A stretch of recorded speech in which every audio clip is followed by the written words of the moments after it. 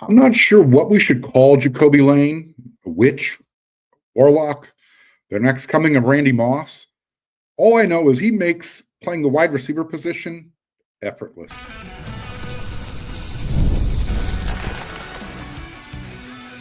You are Locked On USC, your daily podcast on the USC Trojans, part of the Locked On Podcast Network, your team every day.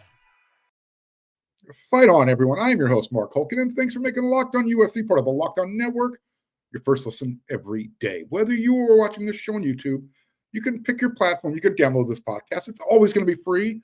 I'm always going to appreciate your support. And today's episode, it's brought to you by FanDuel. Right now, new customers, you can get $200 in bonus bets when your first $5 bet wins. It's only been 3 practice days so far of spring camp. All right, let me pull this up. I'm going to talk. You're going to watch. There's some good stuff going on here. What I did, I told you last week on Friday's episode of Locked On USC. I was going to put together some video. So here you go. You're going to see. This is from Thursday's practice. USC had a practice since then on Saturday. We're going to talk about that as well. A lot of recruits, another commitment, big stuff going on. And as you can see on the rundown, I'm also going to talk a little bit of USC hoops. But first, we got a lot to talk about. Let's get right to it. We're going to start off with Jacobe Lane. Like I mentioned, USC's had three practices so far in spring camp. But Jacobe's had we'll call it the Dylan Baxter highlight of the day so far. Some of you might be old enough to remember the name Dylan Baxter in a land in a time not too long ago. He was a running back from San Diego, California. Dylan Baxter. He wowed Trojan fans during a spring game that had everybody literally salivating, going, okay, we see where USC's next Heisman's coming from. Things didn't work out quite the way everybody anticipated. That was literally Dylan Baxter's USC highlight. He was, again, 5-star from San Diego. I think he just succumbed to the pressure. He wasn't able to live up to the billing. However, Jacobe Lane is living up to the billing. By the way, that's Walter Matthews that you just saw walk by. Red Mountain High School, Arizona. He was a 3-star. He was an athletic freak. But I think a lot of people undervalued him, what he was capable of doing. Well, since he arrived at USC, he's given us flashes of, oh my God, right? He's given glimpses of that. That's Cash Jacobson. Remember that name. We're going to talk about that. We're going to talk about him coming up shortly on the show. I'm sure everyone's seen it by now. USC's video team, they're starting to release some highlights from the spring practices. And Jacobe had the sick one-handed grab. It was on a deep route. He was going one-on-one against DeCarlos Nicholson, cornerback. DeCarlos had pretty good coverage, but Lane used both hands to make a spectacular one-handed catch. He used both hands to make a one-handed catch. And you have to watch it. It takes super slow motion replay to see it. But when you watch it, you're going to see that Nicholson actually was in really good position. He was in great coverage, right? He was inside Lane's jersey. That's how close he was. He had his back to the ball. Lane turned to look for the ball. And when he does that, and it's in the blink of an eye. That's how quick it is. He touches it with his right hand. Left hand tips right back to his right hand. And all of a sudden, he's standing in the end zone for a touchdown, spinning the ball on the ground like a top. You have to slow it down to appreciate the hand-eye coordination, seeing the ball into his hand. It's quite an amazing feat. And it wasn't an accident. It really wasn't. Lane did the tit drill to himself in a blink of an eye. That happened on Saturday. A couple of days earlier, I had, told my everydayers about, his USC was going through warmups, and Lane was going, 50% speed. Regardless, the ball was slightly behind him, stuck about his hand, Velcro, brought it in. He just makes playing the wide receiver position look effortless. It comes so easy for him. again, if you're watching this video playing in the background, you'll see number 8. He'll do it. I think it's around the 8 minute, 15 second mark of this video. So just enjoy what you're watching, enjoy what you're listening. But again, he's got hands of Velcro. How old are you? How many of you are old enough to remember that David Letterman segment? I think it was like 40 years ago, where he jumped onto the Velcro wall. The ball just, well, that's Jacobe. The ball just sticks to him whenever it finds him. Some of you scoffed, okay, way back early during this offseason. I said, I could see Kobe snagging 20 touchdowns in 2025. Let me just remind everybody, he finished the year 2024 with 12. 7 of those came in the final 3 games of the season. So now, if Jacobe just picks up where he left off, yeah, I can see him getting 20 touchdowns in a 12-game regular season. Get 2 per game, that's 24. I don't anticipate that type of average. Still, you're gonna have that fluctuation where you might get one game and you get 3 another game. It evens out. So while the room isn't void of talent, you still got Mekhi Lemon. You got another big wide receiver that's really starting to impress me, Prince Strong. You might have saw him walk by. He was wearing jersey number 17. You still got DJ Jordan. You got a bunch of the young guys coming up. Lane he knows he's going to be Jaden Mayava's prime target, especially in the red zone. I think Jacobe also knows that if the team is going to have success in 2025, he has to lead by example. Jacobe might be the best wide receiver in the conference, not named Jeremiah Smith, the freak freshman from Ohio State. So that was the offensive highlight on Saturday, day 3 spring camp. There was more. Marcellus Williams, cornerback. He's already doing Marcellus Williams type of stuff. He's already picking the ball off, getting his little highlight clips in there. On Saturday, the trench dogs, the guys who play defensive line, offensive line, they were throwing a couple of bones. They got a couple of highlight clips. Again, USC's social media team, they're putting this out. You can find it out there on the internet. Check out the social media. Oh, there's Drake London hanging out with Gavin Morris. That was from Thursday. You'll find out in the next segment who was on USC's campus on Saturday. So one of the reps that they showed, one of the video clips that USC released, showed the general, J'Andre Reed. He was going one-on-one with in a matchup with Jaw Jarrett. So you have an interior offensive lineman, maybe your starting center, going up against a nose tackle, defensive tackle, Jaw Jarrett, like 330 pounds of Jaw Jarrett. And the general, he's not small either. He's pushing 3 bills. On that particular repetition that USC released, Reed won the rep with ease.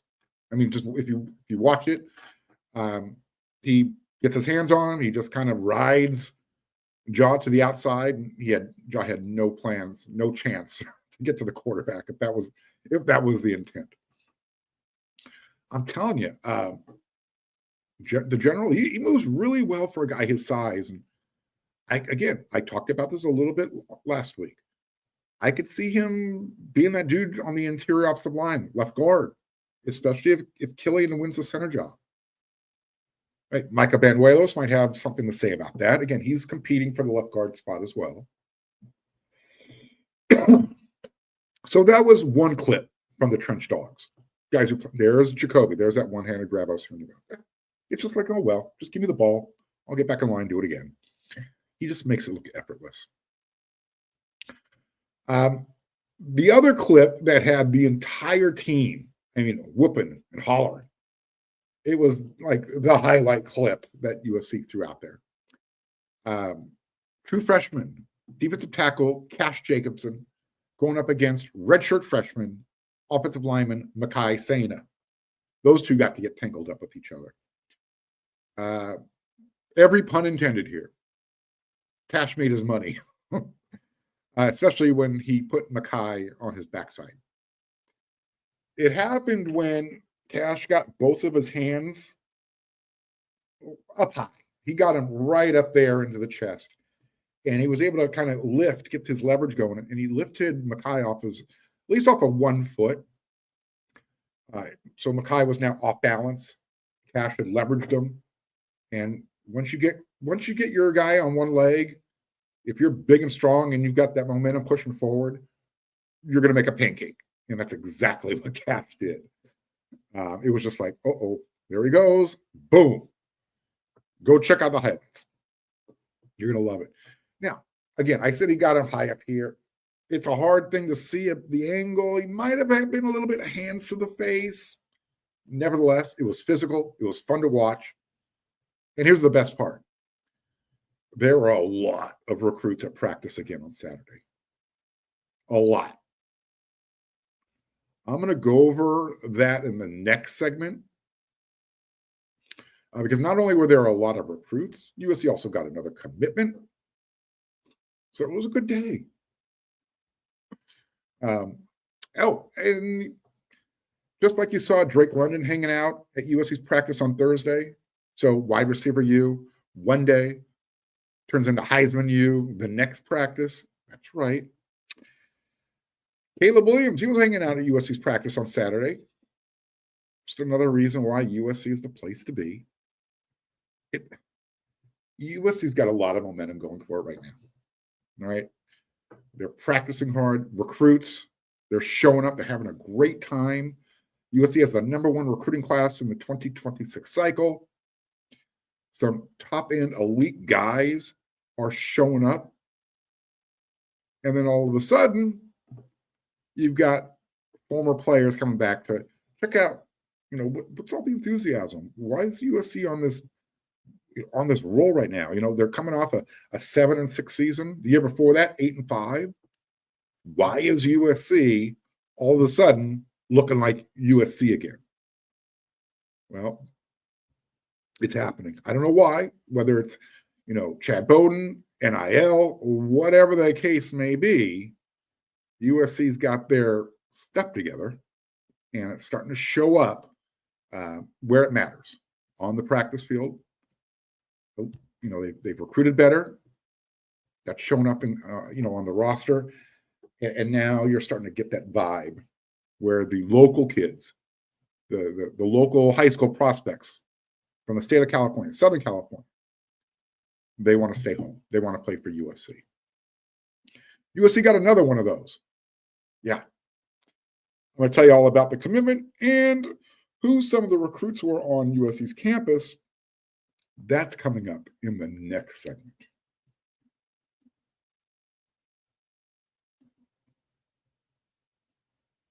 Whoops. Let's do this. I do apologize about that. March Madness is here. It sure is.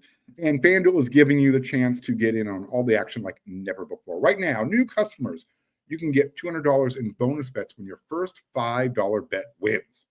That's 200 extra bucks on everything from buzzer beaters to Cinderella stories. You can even do it on cutting down the nets. That's what you can bet on when you use FanDuel. Using FanDuel keeps you in the action. With tournament games happening almost every day, there's always something exciting to bet on. And it's easy and it's fast. The FanDuel app is simple to use. And when you win, you get paid instantly. There's no waiting around. So visit FanDuel.com and get in on the college hoops action all tournament long.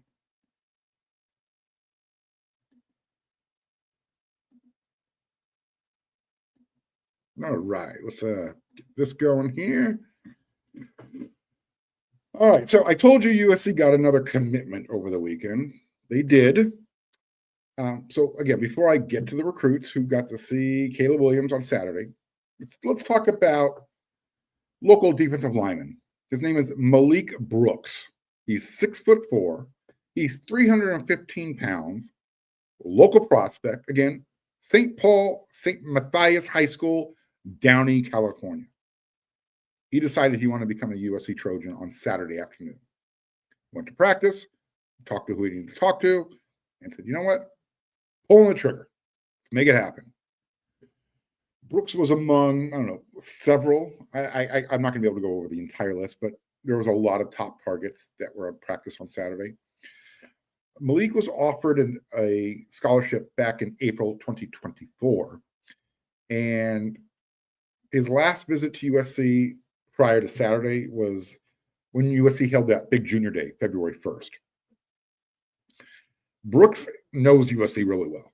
He's been checking out USC since he was like 12, 13 years old, before he was even able to get an offer. He's rated a 3-star, but he's good enough to have offers from UCLA, Notre Dame, Alabama, Georgia, Washington, Texas A&M, Florida. So here's the question, and you know the answer. Which means more? The 3-star ranking, or all of those programs that I just rattled off who made an offer to him? You know where I stand on this. Brooks is now the 17th commitment for USC's 2026 recruiting class. 11 of those guys, they're from the state of California. And just to show you, USC is focusing on defense still. It's going to be a balanced class. But Malik is the 5th defensive lineman to join the 2026 cycle. He joins Jamion Winfield from Texas, Samodi Katonga from Santa Margarita Catholic.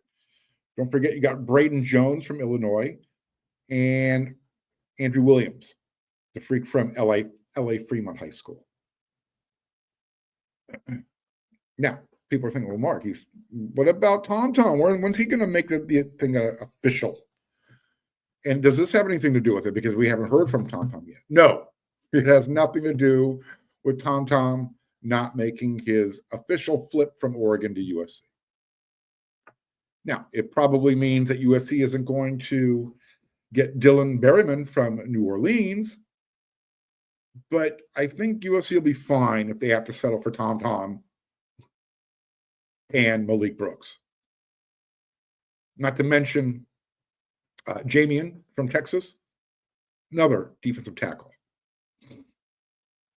In other news, I mentioned on last Thursday's episode of Locked on USC, if you remember, I was breaking down what USC needs the most when the transfer portal opens in the spring.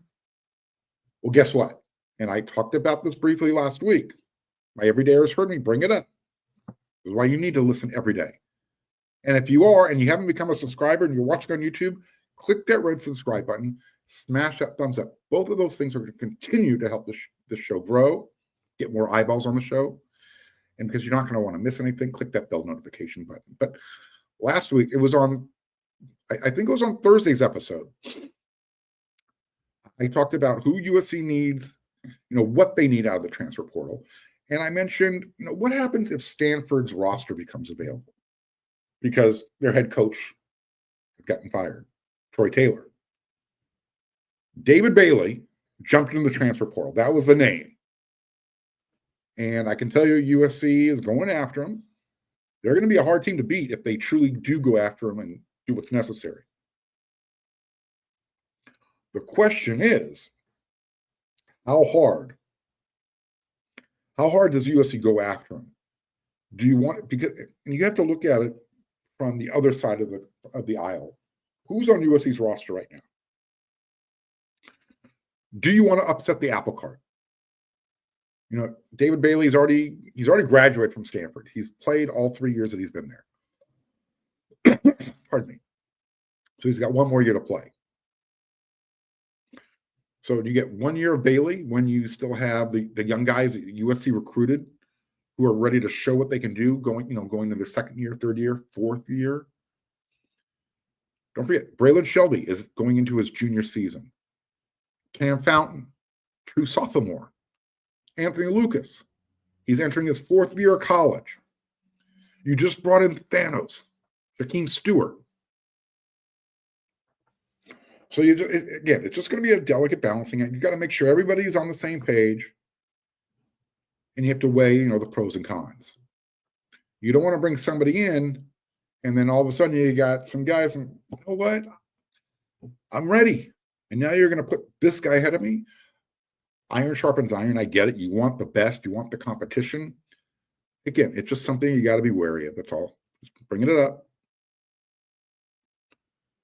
Okay, so you got that out of the way. USC got a commitment. They got the #1 recruiting class. They're focusing on the defensive line. And they need help at linebacker. Maybe another edge guy. David Bailey's there. So now let's focus on the recruits. Those guys who were shown, the guys who showed up Saturday. These are the guys who keep continuing to make USC the place to be. Speaking of, one of those guys, Oregon's next decommit and USC flip, offensive tackle, Cody Green from Mater Dei High School. Saturday, he showed up. Wasn't his first time. In fact, it was his 5th visit to USC. Yep, 5th time. He was hanging out with Coach Benny Wiley. He got to check out Coach Hansen and how he coaches up the offensive line group. And of course, he was hanging out talking with Coach Riley. He said after his visit, he learned a bunch of new stuff. And here's something else that was really important. He's taking this decision really seriously. This just wasn't, hey, let's go hang out with my friends, check out a USC practice. No. He showed up with, I don't know if it's his agent, his rep, his trainer. His name is LaCharles Bentley. And he's someone who's very important, very influential, has a lot of say in what Cody's going to do. He's going to direct him in the right direction, I guess. He was there to make sure that all the right questions were asked and highlighted, and making sure Cody understands why USC is the place to be. So Cody was the headliner. That was the big name, literally, figuratively. I mean, he's what, 6'5", 300 pounds. Big dude. He's someone, he's one of those offensive linemen that you need to keep home. And USC's doing everything in their power to make that happen. You had another guy there, big-time safety prospect from Bishop Gorman. His name's Jet Washington. That was his first visit. And according to everybody, it went well. He had a good time. USC's got some room, some space to make up there. They're not the leader of the pack in any way, shape, or form. But Trojan fans, look, USC's got a lot of options at safety in their own backyard. And I know Las Vegas is technically in their backyard. But again, USC's not hurting. There's plenty of options, including David Benjamin. He's from Southern California. In fact, I'll tell you right now, he might be the #1 safety prospect on their big board. Somebody else who was at USC's practice Saturday, USC's going to try and pull off a double steal from the state of Ohio. You know about running back Sean Alston. If you missed the interview I did with them a couple weeks ago, go check out that episode. Fantastic young man. He says all the right things. He's got his head screwed on straight. He knows what he wants. USC got the best running back out of the state of Ohio, and they're coming hard after the #1. Maybe, I don't even know if he's the #1 cornerback. He might be the #1 prospect out of the state of Ohio. Elbert Hill. He was back on USC's campus. And he said, quote, "My latest visit was great. And the thing that keeps me exciting, the thing that keeps exciting me is the coaching staff, and they're pushing hard for me. The coaching staff and players are my favorite parts about USC." If USC makes that happen, it means USC has R.J. Sermons, #1 cornerback in the country, state of California. Brandon Lockhart, same. Madden Reardon, and Elbert Hill. That's not a bad cornerback class at all. In fact, the best in the country. Find me a better one. Okay, so it wasn't a bad weekend for USC. You had a defensive lineman commit. You picked up a bunch of momentum with other guys at the top of the recruiting big board showing up at practice. Caleb Williams hanging out, flashing the fight on to everybody, taking pictures with Jakeem Stewart. This is why USC is the place to be right now. There's just a lot of momentum, a lot of good vibes. All right. We got one more segment to go. We're going to talk about the women's. We're going to talk about both hoops teams, but the women, they advanced to the Elite Eight. We'll talk about that next.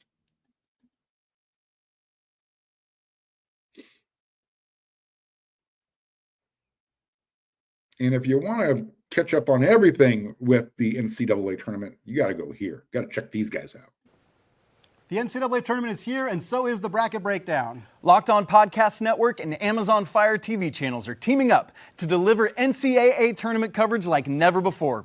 Watch studio shows featuring former players and Locked On's local experts as they guide you through every upset, buzzer beater, and bracket matchup. Stream it all for free on Amazon Fire TV channel. Search Bracket Breakdown to see it all for free. It's your team every day. All right. It wasn't pretty, but the women of Troy, they got the job done. They did it without JuJu. Remember? Well, some of you might not know. JuJu tore up her ACL against Mississippi State in round 2, but they're fighting on without her. The number 1 seeded USC Trojans, they found a way. They got past the 5th seeded Kansas State Wildcats over the weekend, 67-61. That was up there in Spokane, Sweet 16. And again, they did it without JuJu Watkins. So they're heading back to the Elite Eight. They're going to be taking on the number 2 ranked, number 2 seeded UConn Huskies. Both teams, they played each other earlier this year, early in the season, with JuJu on the floor. And the Trojans, they won a close game. Without JuJu, this matchup coming up, the Huskies, they're a 14.5-point favorite. It's going to be tough sledding for USC. There's no way to say it. Their backs are against the wall. They were able to get by Kansas State, and they did it with the freshmen. So you had Kennedy Smith, you had Avery Howell. Both of them stepped up their games big time. Kennedy, she had scored a team high 19 points. Howell, 18 points. What got USC going in that game was Kennedy Smith. Well, actually, it was just their defense. But Kennedy and both Avery and Kennedy, defensively, I think Avery had what was it, 4 steals? I swore Kennedy had more, but anyways, Avery had, with her 18 points, she also had 8 rebounds and a game high 4 steals. But the game turned around with their defense. Like I said, it was ugly in the first quarter. No one can make a layup on either side. And there must have been, both houses got built.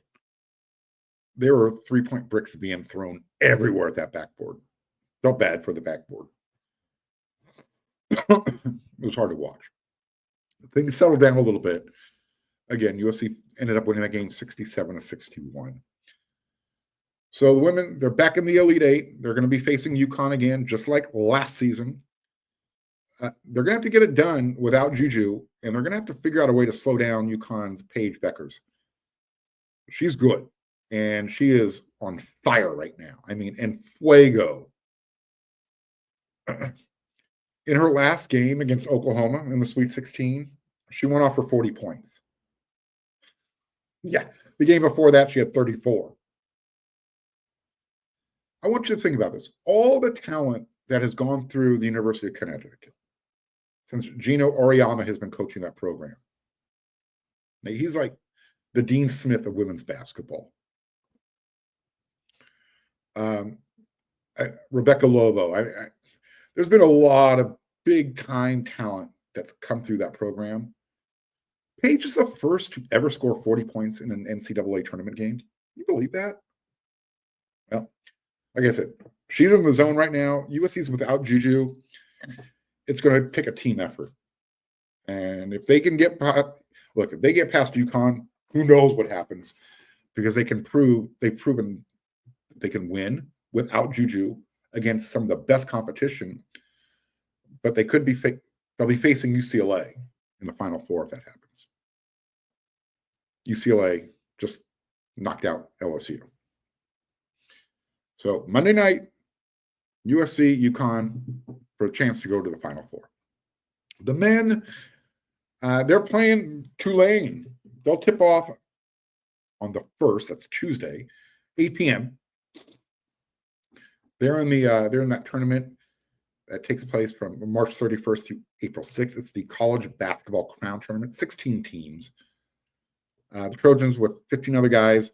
The games will be played at MGM Garden Arena, and then the championship game is going to be played at T-Mobile Arena in Las Vegas. Now, when USC beats Tulane, they're going to take on the winner of Villanova versus Colorado. The top half of that bracket, you have Cincinnati versus DePaul and Oregon State versus Central Florida. The other 8 teams on the other side of the field, you've got Utah versus, what is that? I believe that's Gonzaga. You've got GW versus Boise State, Nebraska versus ASU, Georgetown taking on Wazoo, the Washington State Cougars. You can catch the games, Big Ten Network, Fox, FS1.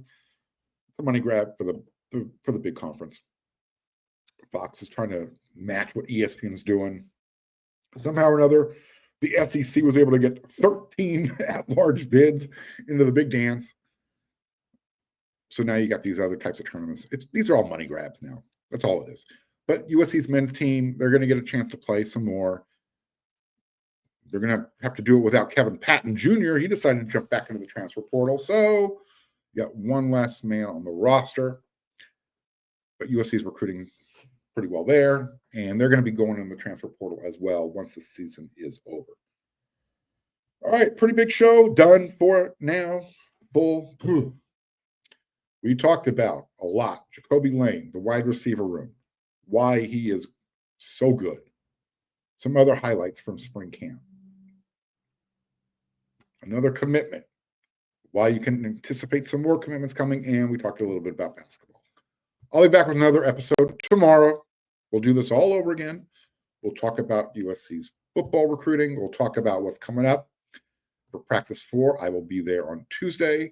So until then, everyone, you know what to do.